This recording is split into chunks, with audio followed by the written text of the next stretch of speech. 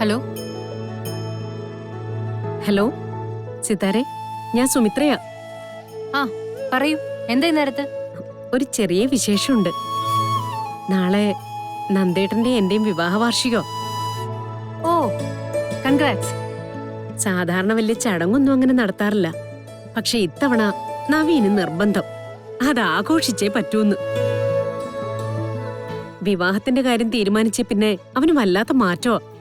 കുടുംബത്തിലെ എല്ലാ കാര്യങ്ങൾക്കും എന്നും ഇല്ലാത്ത ഒരു ഉത്സാഹം എന്റെ കുട്ടിക്ക്.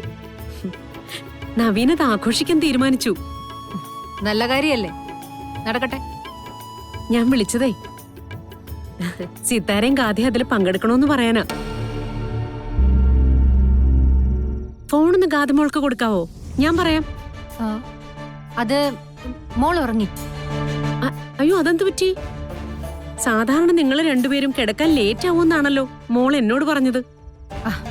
അത് പിന്നെ മോക്ക് ചെറിയൊരു ക്ഷീണോടെന്ന് പറഞ്ഞു. കിടന്നോളം ഞാൻ തന്നെ നിർബന്ധിച്ചു. ഓ, എന്നാ നിർബന്ധിക്കണ്ട.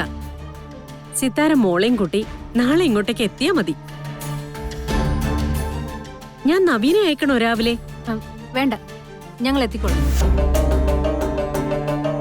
സിതാര വാക്ക് പറഞ്ഞ പിന്നെ എനിക്ക് വിശ്വാസക്കുറവില്ല. എങ്കി നാളെ കാണാം. ഞാൻ ഫോൺ വെക്കട്ടെ? ശരി.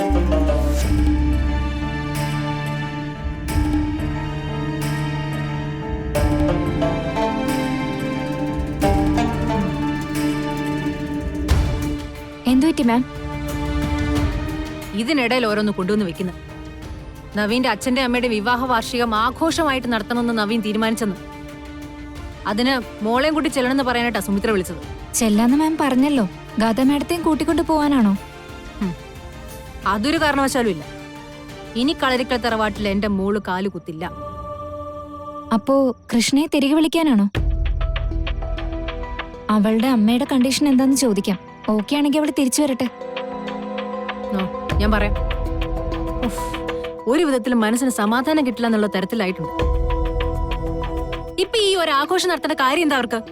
അല്ല, നടത്തിക്കോട്ടെ. അതിനെന്താ എന്നെ മോളെ ക്ഷണിക്കുന്നത്?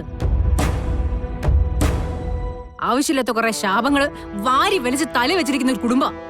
എന്നിട്ട് മറ്റുള്ളവരുടെ സമാധാനം കൂടി ഇല്ലാണ്ടാക്കാൻ നോക്കാം.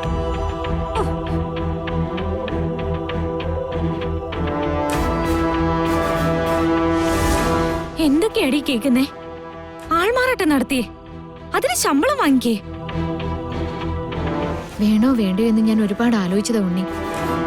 എന്നെ ഗോപാലമാമനും സുനന്ദിച്ചൊക്കെ നിർബന്ധിച്ചോണ്ടാ ഞാൻ അവസാനം ഇതിന് സമ്മതിച്ച.